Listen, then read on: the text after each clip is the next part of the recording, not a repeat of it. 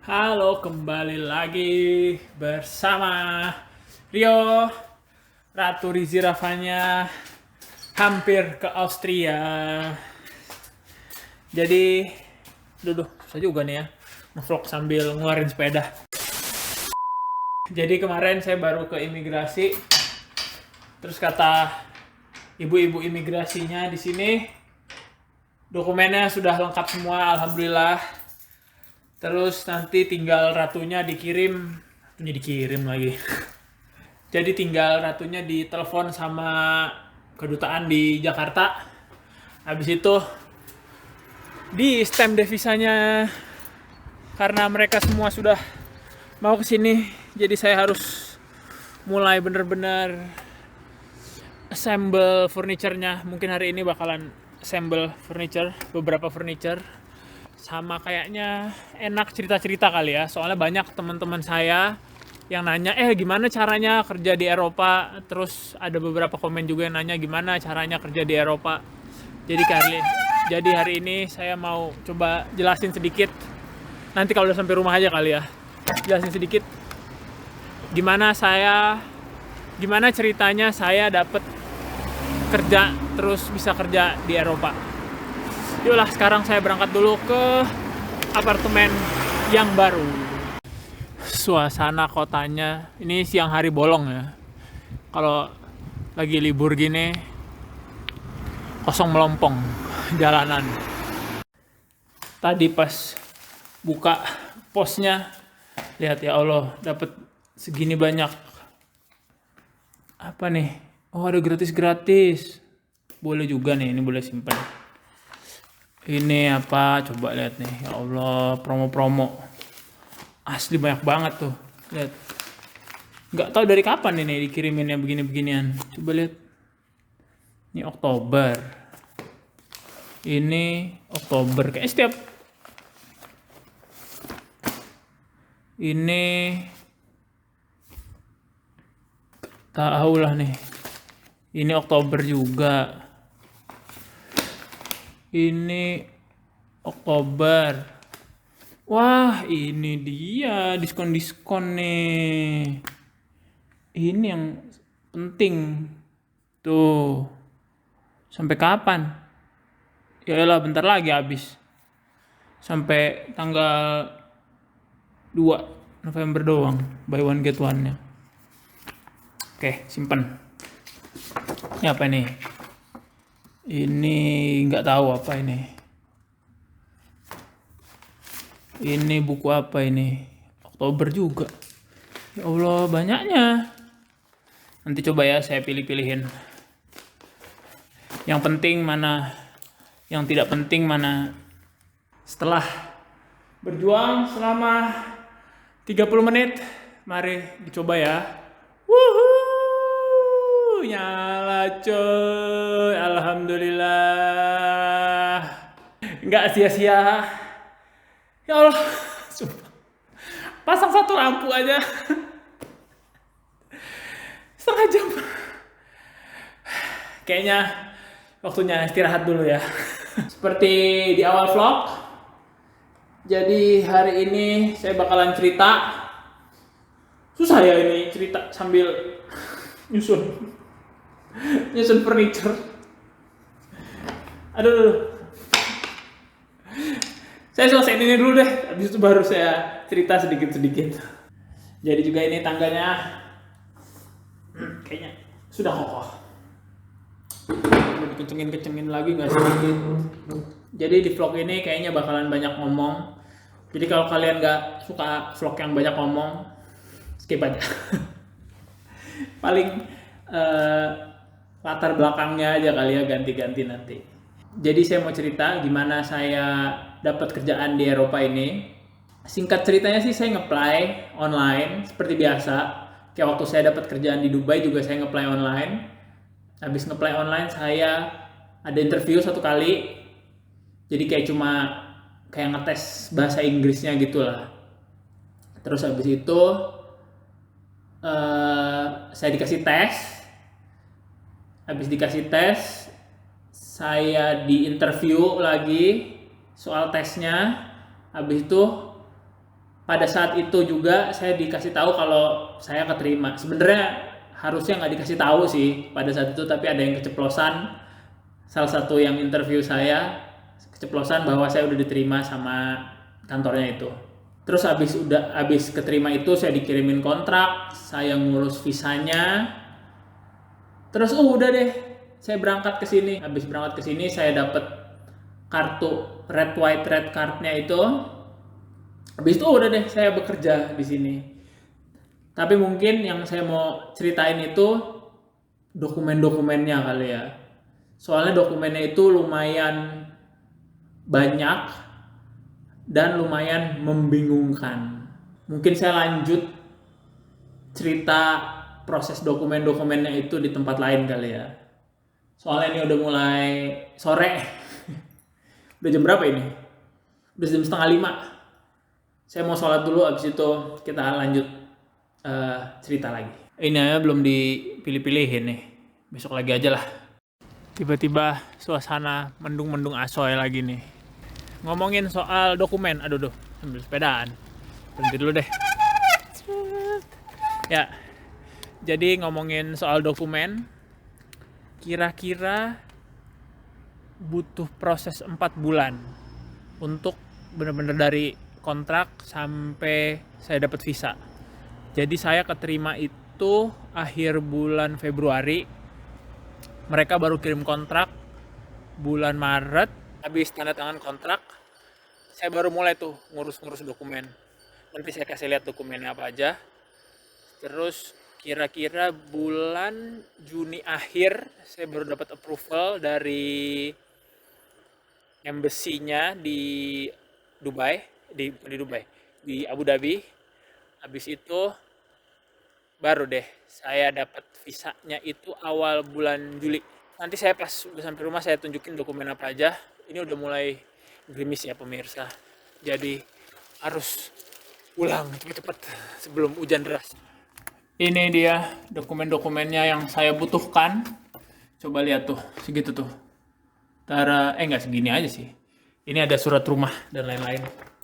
Pokoknya di satu map ini dokumen-dokumennya. Nanti saya kasih lihat apa aja ya. Mana dulu? Kehujanan dikit tadi.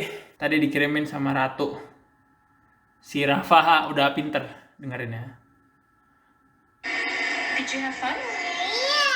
Are you happy? Huh? Are you? Yeah? Really? Nah, sekarang udah pintar ngejawab si Rafa. Are you happy? Did you have fun? You have fun? Jadi makin tidak sabar bertemu mereka semua. Kira-kira seminggu, 2 minggu, nggak tahu. Yang jelas tinggal nunggu Ratu ditelepon sama kedutaan. Abis itu tinggal Ratu ke kedutaannya, di stamp visanya, berangkat deh. Jadi ini ya dokumen pertama yang jelas paspor. Kalau nggak ada paspor kagak bisa berangkat. Mari dibuka ya dokumennya ini. Nah kan banyak. Oh ini bukan sih, ini buat kalau mau invite keluarga ke Austria.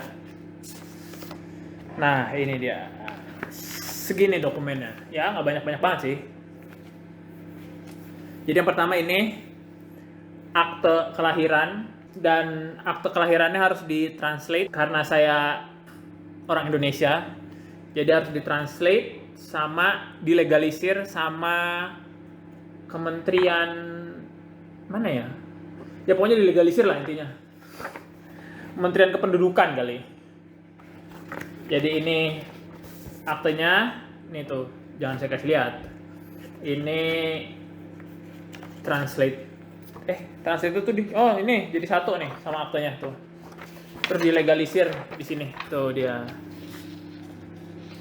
Di Direktorat Jenderal Administrasi Hukum Umum Kementerian Luar Negeri ya. Jadi dilegalisir sama Kementerian Luar Negeri sama di kedutaan Austrianya juga. Oke, ini satu. Waktu itu kan saya di Dubai, jadi ya ada, alhamdulillah saya ketemu orang yang bisa ngurusinnya. Nanti kalau misalnya kalian tertarik, saya taruh juga di bawah. Kalau kalian mau legalisir untuk keberangkatan kalian kerja atau keberangkatan kalian kuliah di luar negeri.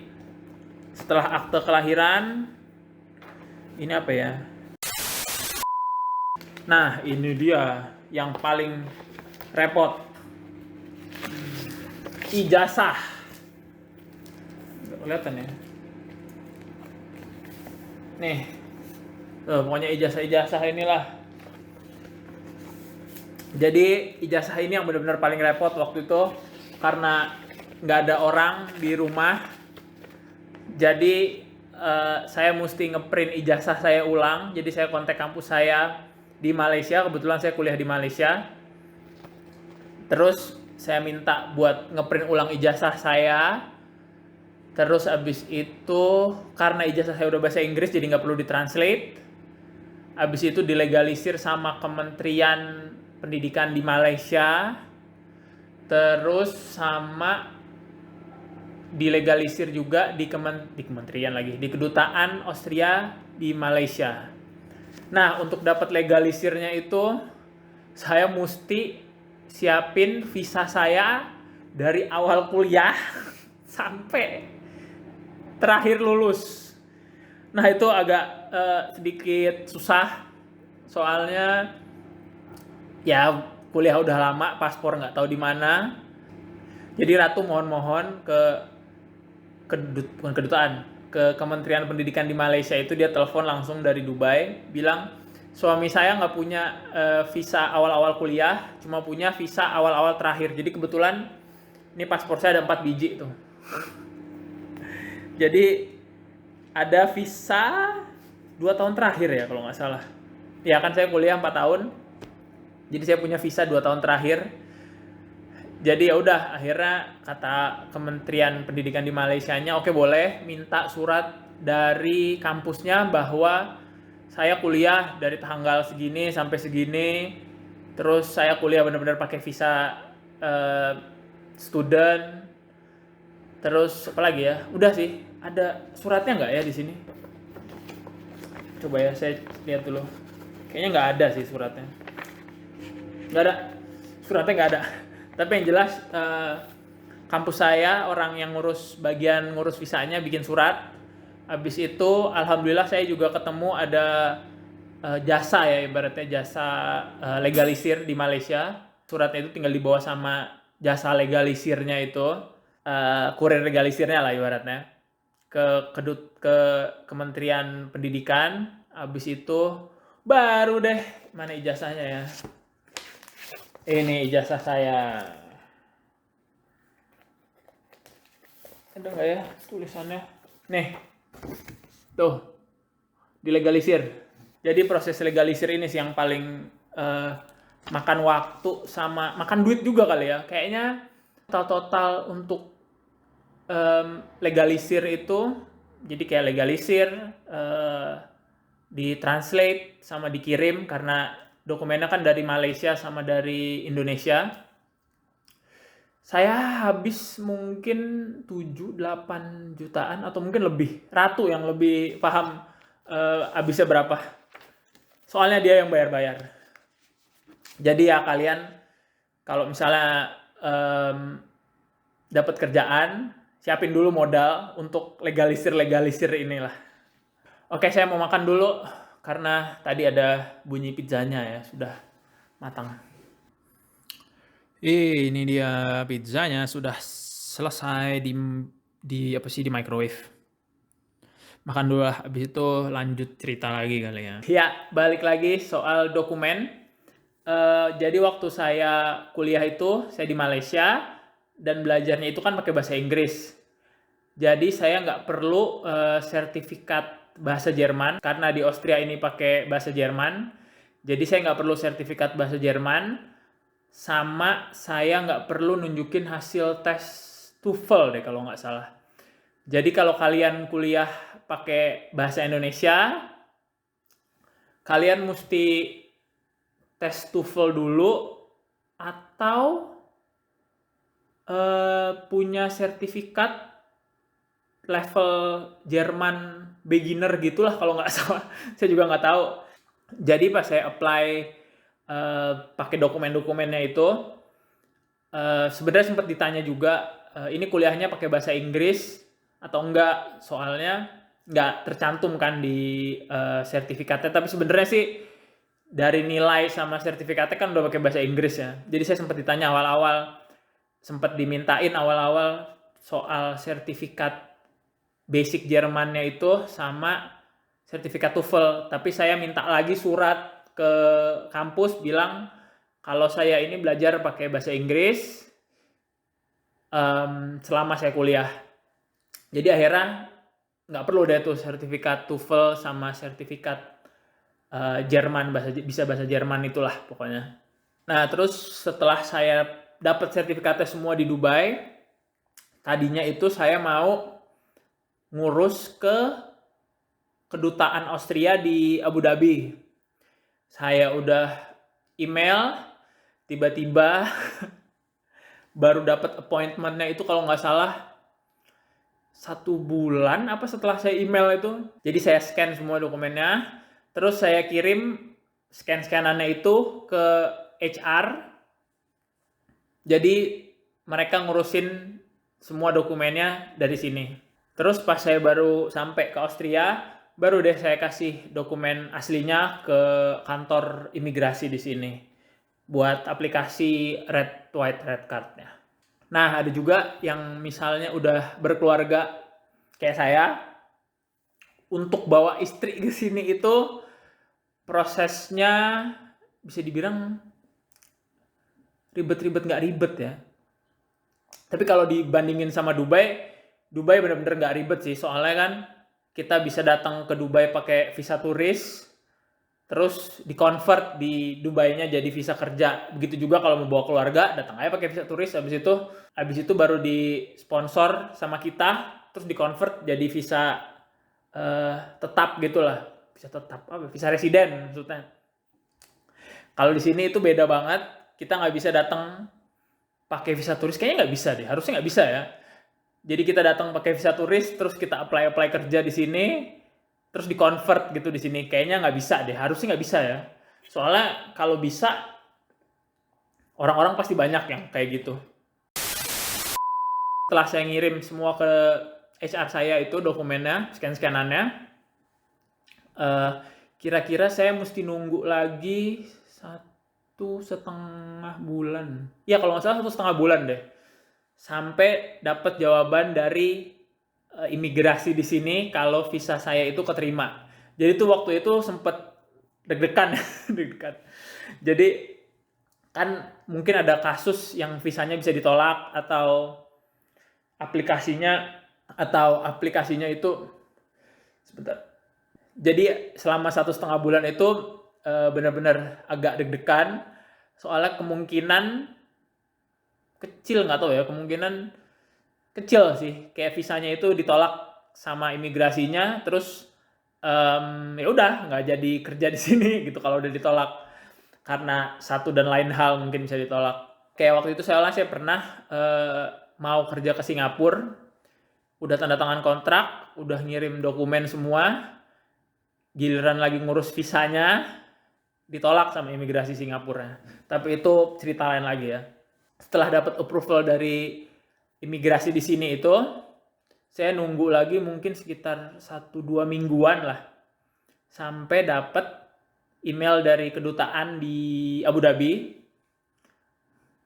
untuk kayak dapat notification gitu, ini ada visa, boleh datang tanggal segini untuk nge-stamp visa untuk berangkat ke Austria. Jadi waktu itu sempet 2 kali apa 3 kali ya bolak-balik gitulah total buat ngurusin visa ke Austria. Mungkin saya taruh nanti videonya di sini-sini lah. Kalau kalian nonton vlog-vlog sebelumnya, ada beberapa kali kita ke Abu Dhabi itu buat ngurus visanya. Nah, alhamdulillahnya kantor saya juga nyediain apartemen sementara. Ini yang saya tinggalin sekarang. Kalian nonton lah di vlog-vlog sebelumnya, saya ada apartemen tour sedikit. Dikasih apartemen gratis selama 3 bulan. Jadi ini kayaknya udah bulan terakhir ya. Jadi pokoknya intinya saya harus pindah. Kayaknya 4 bulan juga boleh deh. Soalnya ada eh, temen kantor saya juga yang tinggal di apartemen ini setahun malah. Nggak tahu bayar apa enggak. Karena saya mau bawa keluarga secepatnya, jadi saya mesti nyari apartemen yang lebih gede, biar imigrasinya juga ngecek kalau apartemen saya ini cukup untuk satu keluarga gitulah, untuk 4 orang yang tinggal kan.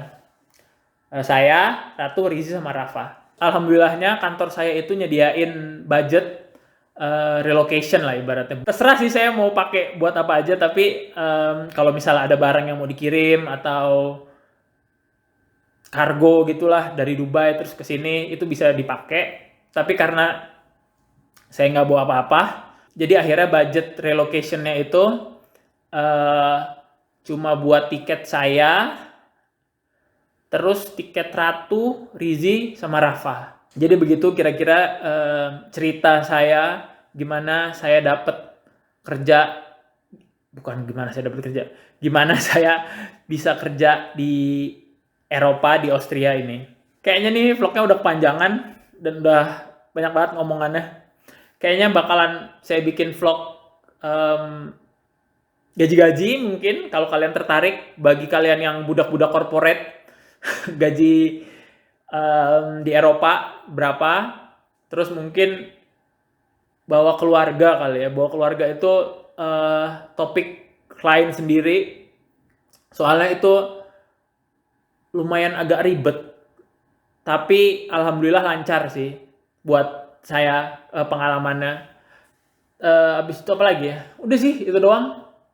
Kalau misalnya kalian ada yang mau nanya-nanya, tulis aja di komen di bawah pertanyaannya gimana eh, kerja di Eropa. Dan terima kasih banyak yang sudah menonton. Insya Allah Ratu Rizi Rafanya mungkin 2 minggu lagi, nggak tahu sih. Semoga aja 2 minggu lagi ya. Sama. Jadi bisa berkumpul kembali.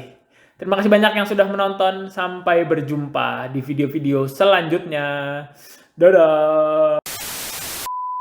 Saya lagi ngedit videonya, terus keinget ada 2 hal lagi. Jadi soal dokumen, kalian juga perlu bahasa Indonesianya itu SKCK, surat SK, surat kelakuan baik. Gak tahu SKCK singkatannya apa. Terus abis itu sama saya dapat kerjaan yang di Eropa ini lewat LinkedIn. Nanti saya taruh linknya di bawah. Kalau kalian tertarik juga, ya kalian bisa cari sendiri kerjaan apa yang kalian mau di LinkedIn. Atau kalian juga bisa lewat Indeed atau Glassdoor. Oke lah, vlognya udah kelamaan. Terima kasih banyak.